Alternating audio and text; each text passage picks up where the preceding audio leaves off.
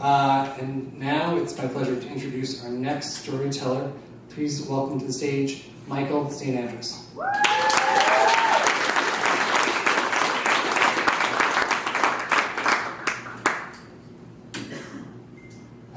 Grand entrance.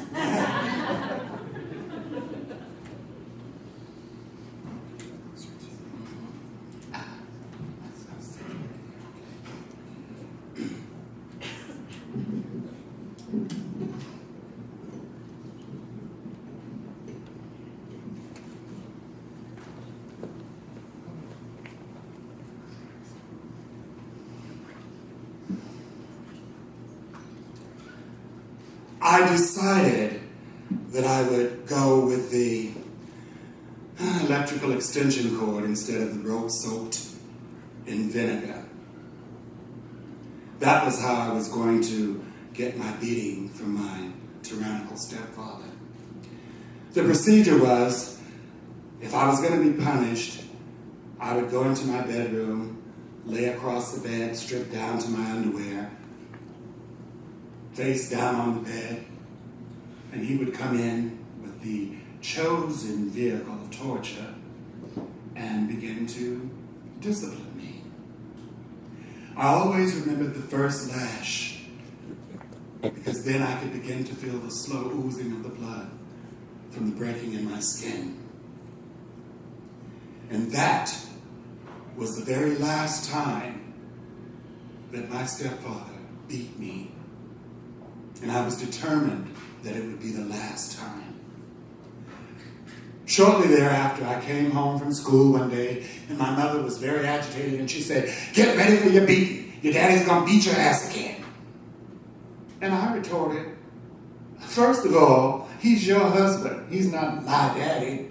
And the last time he put his hands on me is the last time he ever will. Boy, that mouth, that's what gets in your way."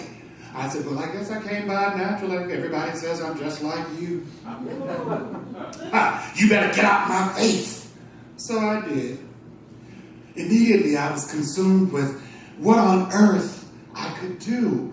This man was 6 feet plus, 200 and something pounds. I'm a little 9-year-old kid weighing barely 70 pounds. How am I going to defend myself against this guy? What plan of action can I get started so that I can honor my determination to not be beat again? I just couldn't think straight. The one thing I knew that I had on my side, though, was that I was quick. And if I could get away from him before he got his hands on me, I'd probably have a chance to survive the night. So I didn't want to dress too conspicuously. It was becoming coolish because school had just started, so the air was cool. I put on a pair of jeans, a t-shirt, and I think a light sweater, and I had on my sneakers. So when the door opened, all I know is that I felt like I had just been catapulted from a cannon. And I shot underneath his arm and started running through the house to get out the front door. And I could hear him calling me in the back, "Boy, you better bring your little black ass back here." And in my mind, "Not tonight, Daddy." I could hear the slapping of my feet on the sidewalk, the pavement, as I feverishly ran through the night. I had just missed dinner, so I was hungry, but I couldn't let that be a concern right now. I was just thinking, where can I go? I know by this time the word has gotten out in the neighborhood that little Tony has run away from home, and I knew that the only thing that would happen was that they would just bring me right back to that house that I was determined I was never going back to again.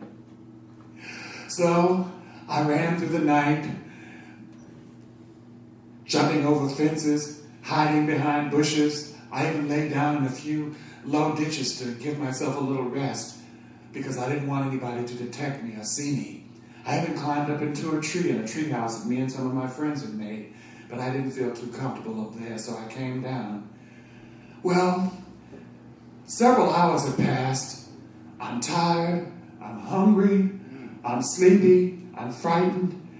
The one thing that stuck in my mind, though, was if somebody had clocked me that night, I'm sure I would have had an Olympic record running.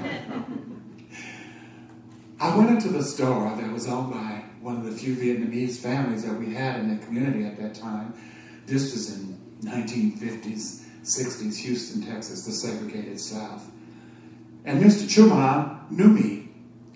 So he wasn't surprised to see me in the store, maybe thinking, well, I'm there so late, but I don't think it bothered him. And I saw a bag of cookies, Oreos, my favorite, and I wanted them so bad. But because it had been drilled into me to not steal, that was a bad thing and it was a sin, as hungry as I was, I couldn't steal those cookies. So I left the store and continued my desperate journey. As I'm getting tired and worn out and really, really frightened for the first time in the whole night, I can't even imagine who I would go to. The one thing I did remember, though, was that my grandmother's next-door neighbor, Mrs. Hawthorne, who was a middle-aged, childless Christian widow, who had always shown me a bit of affection and given me an extra piece of candy or cookie. She and her husband had no children, so they looked out for families and helped them with their kids, and I knew I was one of her favorites.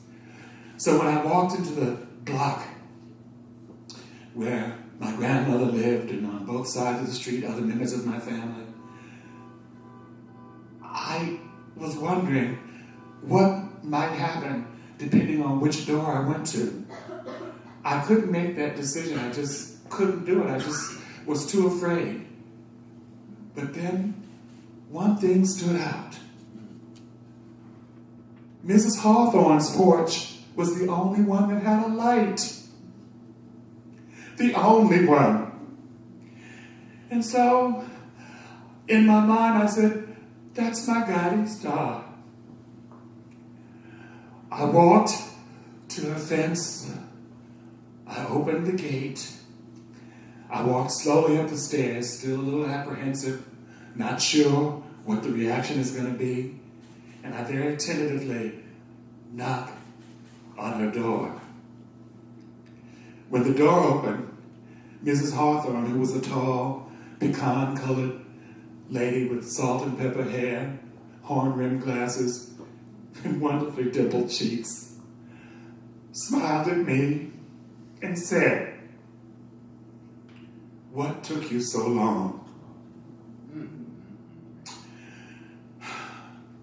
I think I melted into her bosom. She sat me down, got me a sandwich and something to drink, and she said, "I guess I better call your grandmother." I don't know what the conversation was. I just heard her say, "Well, I guess I'll call his mother." Now, mind you, I would have thought my grandmother would have shown some concern, would have rushed over just to make sure I was okay, but it didn't happen. I don't know what the conversation with my mother was, but I heard Mrs. Hawthorne say, "I guess that means I'll keep him." Deliverance. For the first time in a very long time, I could feel what it was like to be loved and cared for and protected. Mrs. Hawthorne never went through the foster care system.